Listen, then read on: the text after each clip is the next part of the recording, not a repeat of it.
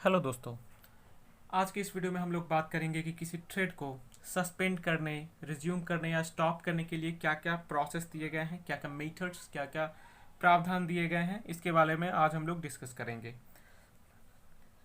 हम्म, तो सबसे पहले तो ये जानना ज़रूरी है कि थ्रेड एक्सिक्यूशन के टाइम पे कई बार ये ज़रूरी होता है कि हम उस एक पर्टिकुलर थ्रेड को सस्पेंड करें। मतलब कि सस्पेंशन किसी भी कारणवश ये कई बार ज़रूरी हो सकता है। ठीक है, जैसे कि अगर आप एक उदाहरण लो, तो जैसे एक सेपरेट थ्रेड हमने मान लिया जाए किसी प्रोग्राम में बनाया है और उसका काम क्या है, to display the time of day. मतलब कि पर्टिकुलर इंस्टेंट पे उस पर्टिकुलर टाइम इंस्टेंट पे क्या टाइम हो रहा है, इसको डिस्प्ले करने का काम मान लिया जाए कि एक सेपरेट थ्रेड कर रहा हो।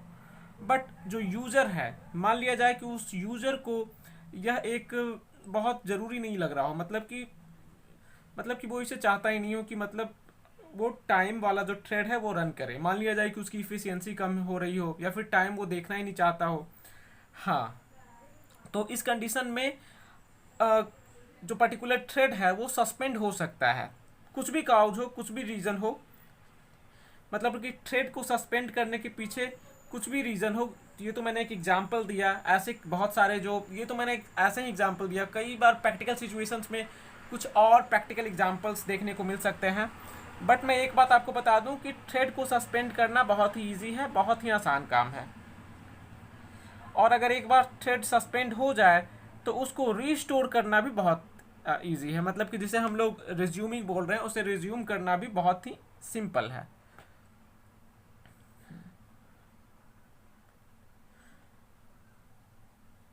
हाँ, तो इस तरह से सस्पेंड का क्या काम हो जाएगा, सस्पेंड का काम हो जाएगा मतलब सस्पेंड और रिज्यूम दोनों को हम बोल सकते हैं सिंपल प्रोसेस। बहुत ही आसान है। हम्म।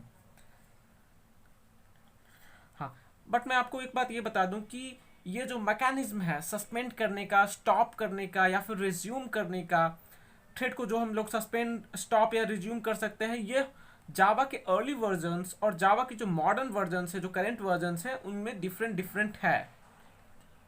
हम्म। मतलब कि अगर मैं लिख दूं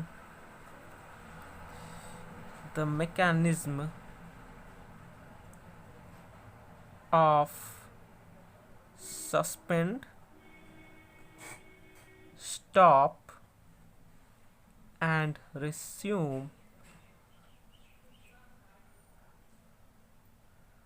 thread threads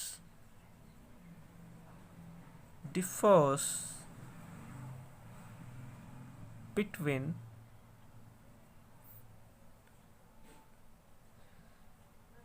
early version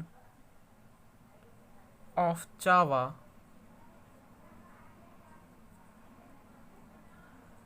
and modern version, sorry,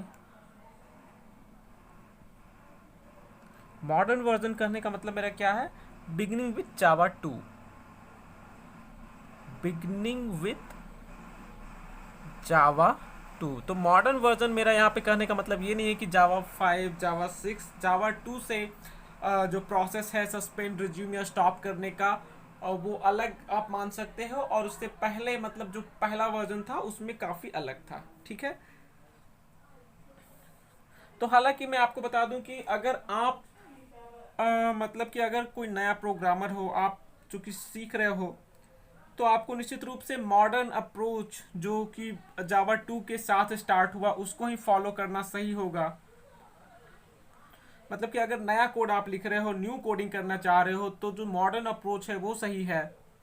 but फिर भी आपको जो है जो पुराना अप्रोच है, जो लेगेसी अप्रोच है, उसको भी सीखना, एक कंप्लीट जावा प्रोग्रामर बनने के लिए ये सीखना ज़रूरी है कि क्या चीज़ पहले आया, क्या ज़रूरत थी उसको हटाने की, कैसे नया चीज़ आया। तो इस तरह से प्रोसेस को समझने के लिए भी ये बहुत ही ज़रूरी है कि आप जो जो पहला तरीका था, जो फर्स्ट वर्जन में जो तरीका था उसको भी आप समझें। हम्म। क्यों ऐसा भी क्यों ज़रूरी हम लोग बोल रहे हैं, क्योंकि क्योंकि ऐसा हो सकता है कि आपको अपडेट करने की आवश्यकता हो या मेंटेन करने की आवश्यकता हो लेगेसी कोड को। लेगेसी कोड करने का मतलब है कि जो शुरुआत के वर्जन्स जावा 2 से पहले के वर्जन्स पे कुछ कोड लिखे गए हों और अभी आपको आवश्यकता हो एज ए प्रोग्रामर, मतलब कि कंपनी में जाने के बाद या अगर आप कंपनी में काम करते हो तो ऐसी आवश्यकता हो सकती है कि आपको लेगेसी जावा 2 से पहले के वर्जन्स के कोड को मेंटेन करना पड़ सकता है या फिर उसे अपडेट करना पड़ सकता है। तो इसलिए आपको ये प्रोसेस समझना जरूरी है आपके लिए कि जावा 2 से पहले कैसे हम लोग सस्पेंडिंग, रिज्यूमिंग और स्टॉपिंग प्रोसेस पहले कैसे वर्क करता था। और इस तरह से आप ये भी समझ सकते हो कि क्यों और कैसे एक चेंज आया। तो जावा 2 से पहले की अगर बात की जाए तो एक प्रोग्राम जो है बेसिकली दो मेथड्स होते थे जिनका कि यूज़ किया जाता था, ठीक है। एक मेथड था हमारा सस्पेंड और दूसरा मेथड था हमारा रेस्यूम। सस्पेंड मेथड सस्पेंड करने के लिए और रिज्यूम मेथड रिज्यूम करने के लिए। ये तो सिंपली बहुत समझना कोई बहुत मुश्किल काम नहीं है। और ये दोनों मेथड्स थ्रेड क्लास के द्वारा डिफाइन किए गए थे। तो किसके द्वारा? ये दोनों मेथड्स थ्रेड क्लास में ही थे। थ्रेड क्लास ही हमारा बेसिक क्लास है और ये दोनों मेथड थ्रेड क्लास से बिलोंग करते थे। और इनका क्यों होता था? सस्पेंड का काम होता था पॉज करने के लिए और रिज्यूम का काम होता था, यूज होता था स्टार्ट होने के लिए। अगर इनके फुल अगर आप सिग्नेचर देखना चाहते हो, फुल फॉर्म इनका देखना चाहते हो कि सिग्नेचर इनका क्या था, तो दोनों चूंकि देखिए यहाँ पर ये सस्पेंड करने का काम कर रहा है और ये रिज्यूम करने का काम कर रहा है, तो निश्चित रूप से कुछ रिटर्न वैल्यू तो होगा नहीं, क्योंकि यहाँ पर हम लोग रिक्वेस्ट कर रहे हैं कि वो या तो सस्पेंड करे या फिर रिज्यूम करे। तो इसका रिटर्न टाइप क्या हो जाएगा? कुछ रिटर्न नहीं करेगा, तो रिटर्न टाइप हम लोग वॉइड ले सकते हैं, वॉइड। हाँ, और साथ में चूंकि हम लोग बार बार ये बात करते हैं कि जो मेथड्स प्री डिफाइंड है जावा में, जावा लाइब्रेरी में पहले से डिफाइंड है, अधिकतर मेथड्स हमारे क्या है? फाइनल है। तो इसलिए जो है हमारा मेथड ये दोनों मेथड भी क्या है? हमारा फाइनल ही है। दोनों मेथड हमारा फाइनल मेथड है।